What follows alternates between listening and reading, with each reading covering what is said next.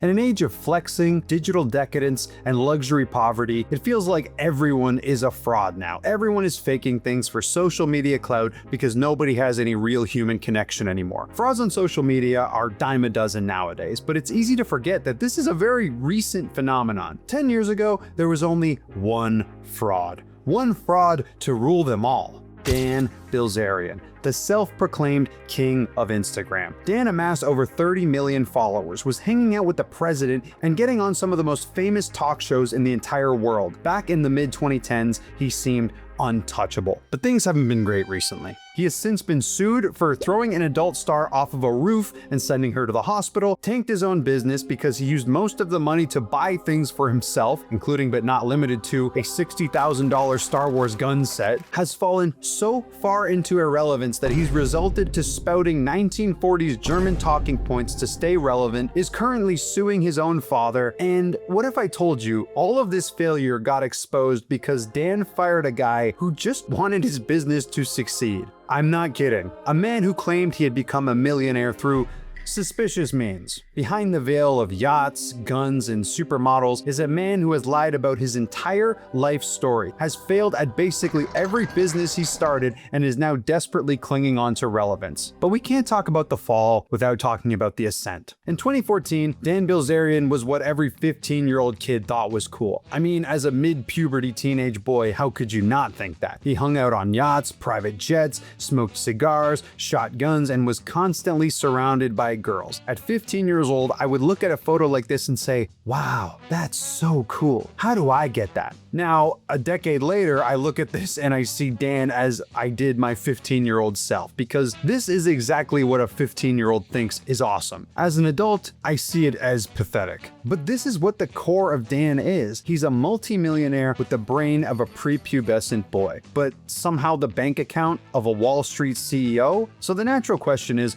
what did this guy do to accumulate so much wealth? When answering this question, Dan has been very vague, but he claimed he was a very skilled poker player, even allegedly winning $50 million on a high-stakes game of poker. So how are his poker skills? Well, according to experts, not nearly good enough to be worth hundreds of millions of dollars. The only record he has of playing professionally is finishing 180th place in 2008. Only the top poker players in the world have net winnings in the tens of millions. Now, there is a chance Dan won these in private games, which just so happens to be impossible to prove or disprove. But I will say, it is easy to win a lot of money in poker if you have a lot of money to begin with, have a little bit of skill, and play with rich celebrities. But we still haven't gotten to the question, where did this money come from? This is where Dan's father, Paul Bilzerian, comes into play. Paul was a businessman in the 80s specializing in corporate takeovers. His method was buying shares in undervalued companies and greenmailing them into buying back his shares after announcing he was going to take over, thus overvaluing the company. Blah, blah, blah, it's financial stuff, who cares? Long story short, Paul Bilzerian has been arrested for basically every financial crime you can think of. But before he got put away, he had an idea of where to put his dirty cash. You see, if Dan and his brother received the money, it would be protected from government seizure. So Paul put his money in a trust fund for his kids to protect it, aka Dan is a trust fund baby. It was estimated that his trust fund was worth about 96 million USD at one point, although that number could be slightly off due to legal issues and asset claims, but even if it's half of that, that is a stupid amount of money. The claim that Dan made all his money playing poker is horseshit. That is one big pile of shit. I don't doubt he made some money from playing poker, but there's no way he'd be able to afford this lifestyle. But, you know, it sounds a lot cooler to be like, I made my fortune playing poker than my dad gave it to me. He later admitted that he did in fact have a trust fund, but he gave it all back. Weird that there's zero credible evidence of that claim. Assuming he had access to the trust fund when he turned 30, which is what has been alleged, it actually checks out perfectly that Dan blew up on Instagram when he did, because that's when his lifestyle seemingly became impossibly lavish. He then took said lavish lifestyle to the world of social media, specifically Instagram, which is what took him from a random rich dude to internet celebrity. Dan would make some wild Instagram posts that even by today's standards would make you say, huh? Shooting guns, partying, and most importantly, hanging out with supermodels. This is what made his brand, the spectacle of it all. It was what every teenage boy thought was cool. It was also before we had these super sleuths on the internet who could figure out if it was all fake. So it appeared to most people that this lifestyle was real. He amassed tens of millions of Instagram followers, was making appearances on Joe Rogan and fucking Larry King. And this wasn't because he was charismatic or funny. He was just the party guy who hung out on yachts and constantly had supermodels around him. Dan had some minor bad publicity calling him materialist or sexist, but it was very minor and basically nobody cared. His life seemed to be perfect, apart from one loud thing knocking at the door. You see, Dan said his idol was Hugh Hefner, who built his entire business by himself. Unfortunately for Dan, he would never be like his idol Hugh Hefner because he wasn't self-made. This was clearly a point Dan was insecure about because in every interview he gave, he would lie about where he got his money or just be very vague. It's hard to be self-made when your father's worth hundreds of millions of dollars and gave you basically every financial advantage possible in life. What would be more impressive is if he got all this and somehow failed. At this point, without a doubt, the biggest criticism coming at Dan was that he was a trust fund baby, which he was, but that didn't mean he had to accept this moniker. To combat this, Dan decided to create his own company. Now, what kind of company is fit for the king of Instagram? Watches, fancy alcohol, luxury clothes? Well, no. He picked the most lame and embarrassing industry possible, marijuana, calling it Ignite, which would go on to be the main cause of Dan's catastrophic downfall. Ignite had everything: flashy branding, supermodels showing it off. It even had celebrity endorsements. Well, fake celebrity endorsements. His social media team photoshopped Cardi B here to make it look like she was promoting Ignite. Hilarious. And also made her ass bigger. But there was one small thing missing with this: the actual product. You see, Ignite was supposed to be weed, but cool, like party weed. Problem is, weed isn't what Dan's audience thinks is cool, who I assume would be the target demographic. For this fast lane party life, something like alcohol would be seemingly more on brand. These are not weed smokers. These are people who drink and use the restroom too long with their friends because they have allergies. Ignite also sold CBD and vapes. With CBD, it's not a party thing, it's used to relax, and vapes, why buy an Ignite vape online when there are like a bajillion vape shops everywhere in any major city? Also, vaping is extremely uncool and lame. None of these business decisions would end up crossing Dan's mind, however, as he launched Ignite on the Canadian Stock Exchange in 2019. It went live at $2.50 per share. Now, before we get into this, keep in mind, at this point in Dan's life, apart from some small controversies, he was on top of the world. His brand was bigger than ever, so it seemed Ignite was destined to succeed. But as we've seen with Prime, hype is only half the battle. Ignite would spend a whopping $69 million on the business. Not a small amount. And what did it make in return? $9.7 million back. Oof. That is not good. But it gets worse. The stock price absolutely crashed after this, falling to a low of 28 cents per share. Meaning if you bought in at when it opened, $2.50, you would have lost 88% of your money. You put in $1,000? Cool. Now you have $112. Eventually the stock price would rise again, still not even half of what it opened for, but it got up to $1.13 per share. It was around this time when the stock had come back, Dan announced his intention to sell the company, probably trying to cut his losses. Until it came out he was under investigation by the SEC due to Ignite's failures to provide certain documents and failure to show up for court hearings. Shit was going sideways for Dan. So, in an attempt to save face, he fired the CEO/president of Ignite, Curtis Heffman, citing his incompetence. Surely this meant the reason Ignite failed was this guy, right? This right here. This knee-jerk decision would mark the beginning of the end for Dan Bilzerian's entire social media empire that he spent years building. It was possibly the worst mistake Dan had ever made. When people heard about the firing, it was assumed it was like any other CEO firing. The company had lost money, therefore it was the CEO's fault. However, court documents came out showing this wasn't the case at all. Curtis had nothing to do with the company imploding.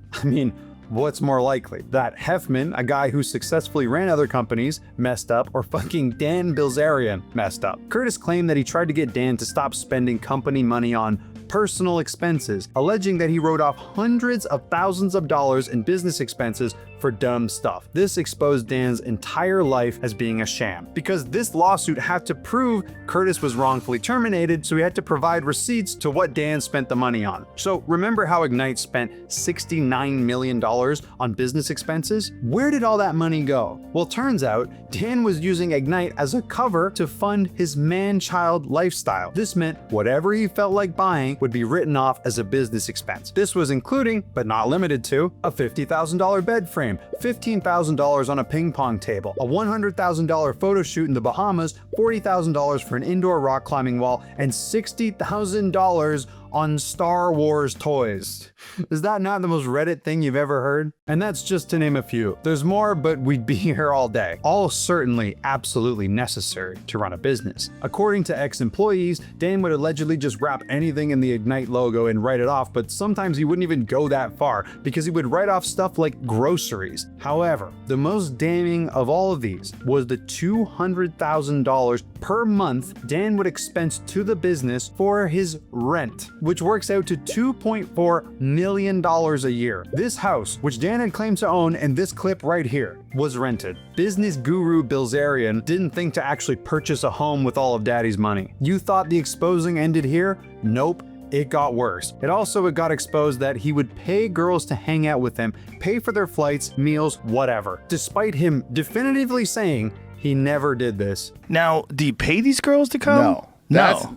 Okay, so that's the big misconception, yeah, I'm right? addressing that on my app, actually. You have an app. Yeah, I got an app. Dan would write off all the money he paid these models to the business, making it public for anyone to see. This right here, this lawsuit basically destroyed Dan's image that he wanted to present, all because he fired a guy who actually wanted to run the company properly. His entire life was exposed as a rented sham. Instead of an alpha male girls couldn't resist, he was a simp by definition, paying girls to hang out with him. These girls would be forced to sign NDAs, then either be given cash or extremely expensive gifts like handbags, private jet flights, designer clothes, you name it. This controversy absolutely sank Dan. Yes, there'd been stories and videos of him, like when he kicked a girl in the face with boots on or threw an adult star off a roof, breaking her ankle, both caught on video, by the way. Larry King confronted him on this, where Dan gave this long-winded answer, which I have interpreted as, yes, I did do that. You were sued twice for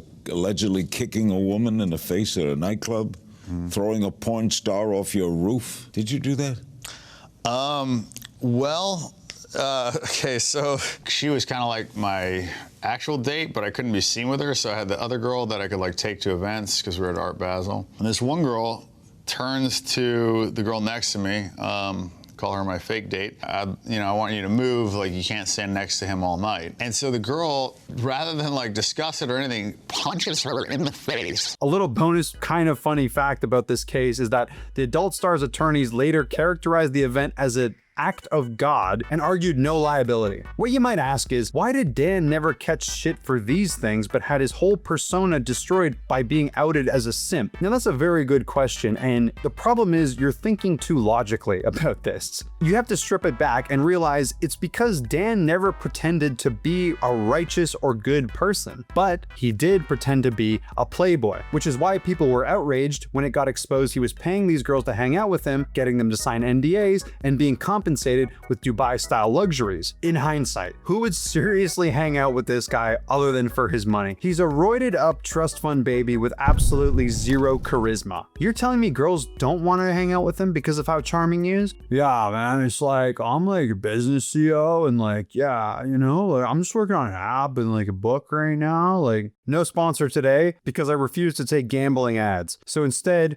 consider becoming a member. We have a video up right now about Dan Bilzerian's worst podcast appearance. And if you don't want to do that, I have a brand new email list for free in the description below. Like I always say in like all of my videos, if there's one thing people hate online, it's somebody pretending to be something that they're not, which is why everyone will get up in arms over Dan lying about not paying girls and owning his house. But nobody seemed to care when during the Vegas shooting, the deadliest shooting in American history, he used fake police documents to try and get a gun from a cop. You heard that right. This man took a situation that resulted in 60 deaths and countless injuries, got his buddy to record him trying to be a badass, only to get mogged by an actual police officer. Right now. I don't care. I don't know who you are. Move. Jesus You want help? Dude, don't fucking, you know better than that. I'm just saying, let me help. Who the fuck you are? Around this time, it came out Dan was forced to move out of his $200,000 monthly Minecraft house, likely due to the lawsuit and the business losing money. Despite this, Ignite would actually have a profitable quarter, which led Dan to gloat on Twitter about how stupid everyone was. Dan stated he wanted to sell the business for $1 or $2 billion. Do you have a return in your head that you want to get on it before you'd ever consider selling? $2 billion would be nice, because then I get over $1 billion. Which he's either completely delusional or just trying to flex. But to his credit, the stock price did rise a bit since it was profitable now, only for it to crash once again after an accounting fraud investigation into Dan by the SEC. So after Dan went on Twitter to shit talk journalists and YouTubers, it turns out his numbers might have been fudged. They also had criminal investigations because Dan's dad, a financial criminal, was helping operate the company. So after Dan gloated about finally making a profit, his company would be prosecuted for conspiracy to defraud the US government, wire fraud and securities fraud, and false tax-related filings. You know, what's funny about all this is if Dan just invested his money into like the S&P 500, like super low risk investments, he could have still been making millions a year by doing literally nothing. But I doubt that ever would have happened because that would never have satiated his need for recognition of not being a trust fund baby. After Ignite was down to an almost record low, it was taken off the stock exchange for good. The classic, you can't say the numbers are bad if you can't see them. Apparently Dan and a few other people close to him had the majority of the shares, so to investors it looks like a pump and dump. Even if it wasn't, that scared the shit out of them. At this time, his own father came out and said Dan fucked up the business. But Paul might have had his own intentions here because right after Ignite went up in flames, Paul Bilzerian did what he does best: attempt a hostile takeover of his son's own company. As they say, the shit apple doesn't fall far from the shit tree. As of last year, Dan is suing his own father for this exact reason, and now Ignite is a shitty webpage full of vapes and other shady products, complete with what makes any advertising good: ChatGPT written descriptors that tell you absolutely nothing about the company. Dan's image was shattered, his company failed, he was exposed, he was losing Instagram followers like crazy, so he did what anyone who was desperately clinging on to fame does: he started grifting. More specifically, copying Andrew Tate. Not like we have a million other people doing that. Anyone knows if you're not successful anymore, just copy what someone else is doing. He even ripped off Hustlers University and made his own version called Sigma Society. And no matter how many times I read that name, I can't get over it. The whole point of this, according to Dan, was to teach men how to be men. And to his credit, there were some really thoughtful quotes Dan had on Sigma Society. A gentleman is one who puts more into the world than he takes out. Man's perfection consists in this, that he cleaves to God as his principle and last end. Man is not made for fortune, but fortune for man. Oh, wait a second, these aren't from Dan, these are from actual men. This just says get your hair cut to look like a rooster and pay hookers to hang out with you. Damn, what the f is this? This looks like some awful dating website. I just know my information will be going to scammers for even daring to visit it. I mean, to their credit though, they are giving you a discount. This should be $3,000, but it's discounted again for almost $2,000. But just for me specifically today and not tomorrow, it's $197. Except for when I checked on different days and it was the exact same price every time. Look at these glowing reviews. Max from Florida went from a divorce to reclaiming his power as a man. This dating guide is so good, they can't even find reviews that don't have typos because people just have to get it out there. That's how excited they are. Okay, now even if this is a scam, at least they offer a refund. I quote, "If you implement everything I show you and don't see a change in your dating life, I'll give you a refund you. That's how confident I am." But then if you go to checkout, it says all sales are final. Once you complete your order, you will get instant access to implement this powerful system. Therefore, we don't allow refunds for any reason. I'm not sure if this is legal or not, but like if one person just proofread it, I'm sure it wouldn't get the green light. Spell check is not Sigma though. Now, I was thinking about buying this for the bit, but honestly, I just end up being the butt of the joke. So instead, here's Ghost Gum's guide to dating. Number 1, don't waste your money on bullshit like this. Number 2, there is no step 2. Here's the main difference between these two guys. Unlike Tate, Dan has been exposed for being a complete liar about basically everything. There are seemingly more lies than truths in his story. Regardless of ethics, Andrew Tate did make his own money. Not to say this is a good thing, and I'm not defending or endorsing the guy, but he is, by definition, self-made. Dan is absolutely not self-made. His intellectually superior followers would argue his Instagram page is self-made, but that page doesn't get nearly as popular if he doesn't have access to his trust fund, aka daddy's money. Dan is not Andrew Tate, so we had to simply just copy Tate instead. Unfortunately for Dan, there are a billion other dudes out there copying Andrew Tate, so he didn't exactly stand out. So Ignite's failed. His Instagram page has failed. Sigma Society has failed. Basically, nobody cared about him anymore. The only thing that made him happy, getting attention on social media, was gone. Money was drying up, so he couldn't have Instagram girls flown out anymore. Hence, probably why he stopped posting as much. So naturally, there's one last place to go. And of course, that was LARPing as Joseph Goebbels. Yes, he did. Oh, yes, he did. Dan thought his path back to relevance was becoming a Nazi. And I really want to emphasize, I'm not using this in the same way inner city college students do. I mean, quite literally, he's looking up to 1930s and 1940s Germany. Let's just go over a few of the things Dan has said about Jewish people, shall we? That they did the Holodomor, did 9/11, killed JFK, killed Gaddafi. Dan said he'd bet his entire net worth it wasn't 6 million. October 7th wasn't even that bad, and no grapes happened. I'm noticing a bit of a horseshoe theory here, actually. And for all of you geniuses out there, there is a difference between being critical of Israel and whatever this is. This essentially burned any bridge Dan had with anyone respectable, except for retards like Fresh and Fit. Take it in, that's all the audience he has left. But why now? For a man who has tried so hard to be a businessman, this is surely career suicide. Well, it should be obvious, but literally no one cares about Dan anymore. His Instagram has lost millions of followers from its peak. All of his businesses have either gone up in flames or been abandoned. This is all he has left. In an age of social media, you can say anything absurd enough to get attention.